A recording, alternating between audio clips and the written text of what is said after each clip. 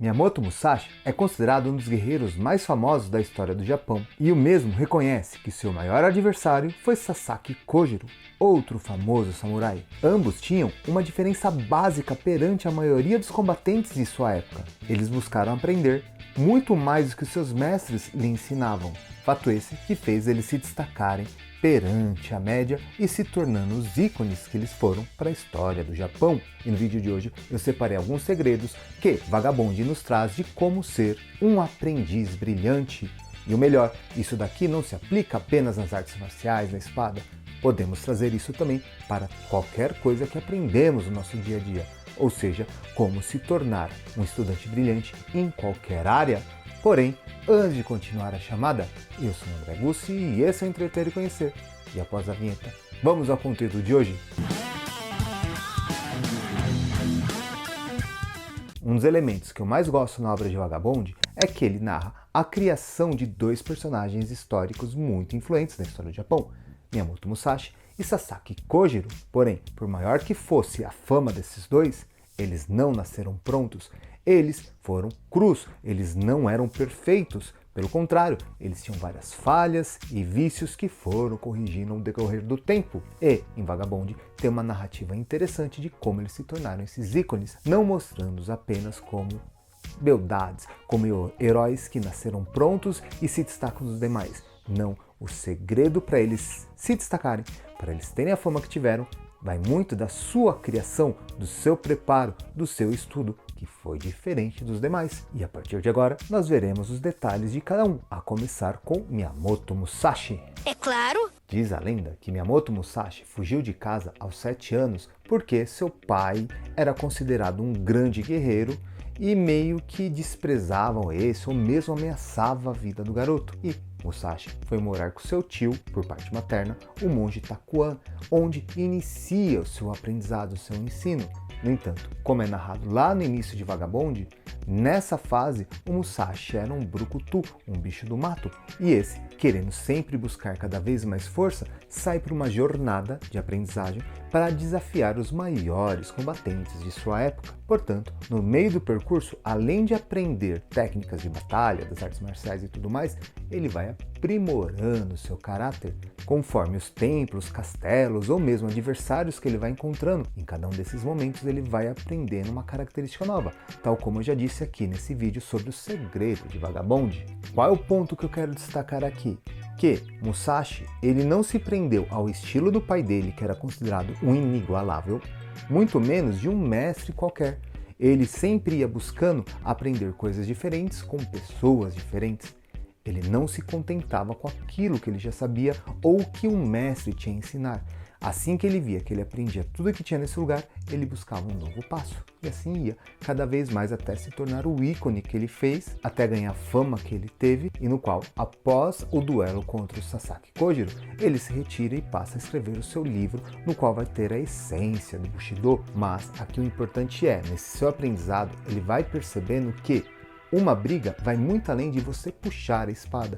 Muitas vezes você tem que ganhar o conflito sem antes partir para a violência, tendo de desenvolver um ótimo preparo emocional para não cair em qualquer provocação, ou mesmo como elaborar estratégias para evitar um conflito ou, caso não seja possível evitar, como você conseguir vencer da melhor forma possível. Características essas, inclusive, que fez ele vencer o Kojiro no fim de sua batalha, pois o próprio Musashi reconhece que, em habilidades técnicas com a espada, o Kojiro era muito mais evoluído do que ele, e ele precisou usar todas essas suas estratégias para vencer o seu oponente. Porém, vamos fazer um resumo bem básico aqui de como o Musashi fez para aprender. Ele saiu peregrinando, sendo um Ronin, não tendo um guia assim próprio, e nesses seus desafios ele foi percebendo o que lhe faltava e aprimorando a sua técnica, não só de combate, mas também o emocional, que é um dos pontos mais importantes para se vencer uma batalha. Agora, vamos ver um pouquinho sobre o método de aprendizagem de Sasaki Kojiro, que, como eu disse aqui nesse vídeo sobre o poder da empatia para nos tornarmos uma pessoa melhor, ele foi treinado pelo Jisai, e que logo de cara você pode perceber que tem uma diferença básica com o Musashi, pois ele teve um mestre, um guia que teve o seu treinamento nos seus primeiros 17 anos de vida. Porém, o Jisai não queria treinar o garoto, pois não queria que o mesmo entrasse para a vida da espada, porque era muito perigoso, e o Kojiro era surdo e tudo mais, então ele evitava treinar. No entanto, o Sasaki ficava observando seu mestre e repetia seus movimentos. Porém, ele usava também armas mais pesadas. Dessa forma, ele ganhando uma agilidade e uma técnica muito apurada. Mesmo sem uma instrução direta do seu mestre, ele conseguiu aprender muito, e muito mesmo, se destacando, inclusive sendo melhor de qualquer aluno que tinha na academia do seu mestre Jisai. E sem contar que também vira e mexe mostra o Sasaki tentando pegar o Jisai desprevenido, fazendo ataques surpresas. E, meio que os dois brincando de lutinha. Qual é o ponto que eu quero destacar aqui? Por mais que o mestre Jisai negou treinar diretamente o Kojiro, esse conseguia, através do seu esforço, do seu empenho, da sua vontade, da sua determinação, ir atrás e aprender muito mais de que qualquer aluno que estava ali sendo treinado oficialmente, onde o mestre corrigia a postura e tudo mais. O Kojiro, ele foi atrás do seu conhecimento, ele não ficou esperando de mão beijada, ele fez por merecer. Fato esse que fez ele destacar absurdamente dos demais. E mais tarde, quando ele encontra o Ito Itozai, que era um outro discípulo do Jisai, e este o convence a ir para o mundo e treinar suas habilidades enfrentando outras pessoas, aí que o Kojiro vai se destacar cada vez mais, se tornando um grande ícone e sendo, segundo o próprio Musashi disse, o seu maior oponente. E é importante ressaltar que o Kojiro acabou desenvolvendo o seu próprio estilo de luta, que ficou conhecido como o estilo da rocha, da pedra. E agora que nós vemos esses dois exemplos, vamos trazer aqui algumas conclusões que eu tiro. A primeira é que o aluno que quer aprender algo tem que ser responsável diretamente pelo seu processo de aprendizagem. Ou seja, ele corre atrás, não deve esperar que ninguém o dê de mão beijada. Se você quer algo, se você quer aprender, vá e corra atrás. Não arrume desculpas e fique esperando os outros fazer por você. Afinal, o aprendizado é algo nosso. Se a gente não se movimentar, se a gente não tiver vontade, não adianta, você não sairá do lugar. Outro ponto importante aqui é, não dá para ficar de mimimi, querendo um jeito mais fácil, que não dê muito trabalho. Não, o estudo, quando a gente quer aperfeiçoar alguma coisa, sempre dá trabalho, sempre exige um esforço, um empenho.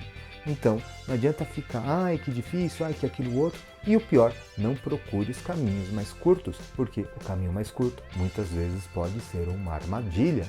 Assim como não podemos ficar satisfeitos com aquilo que nós já sabemos.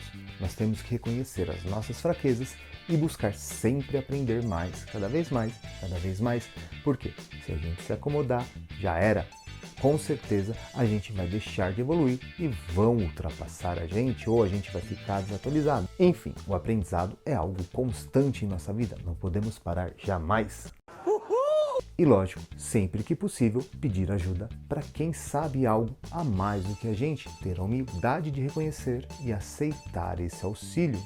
E você, tem algum outro aspecto que te chama a atenção que eu não listei aqui? Deixe aqui nos comentários, eu quero saber a sua opinião. Inclusive, se você assistiu até aqui, muito provavelmente você curtiu esse conteúdo. Então não esquece de deixar um joinha. Eu indico você assistir esse outro vídeo, no qual eu mostro o segredo de Vagabond na questão da empatia, ou mesmo essa playlist onde eu tenho vários vídeos no qual são inspiradas na obra de Vagabond. E para fechar aqui, eu quero agradecer a Lilian, da Ajuda e Estrutura com o canal, e lógico, não poderia de deixar de agradecer a você que assistiu até aqui. Muito obrigado e até um desses vídeos, hein?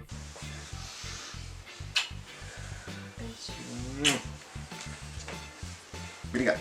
De nada.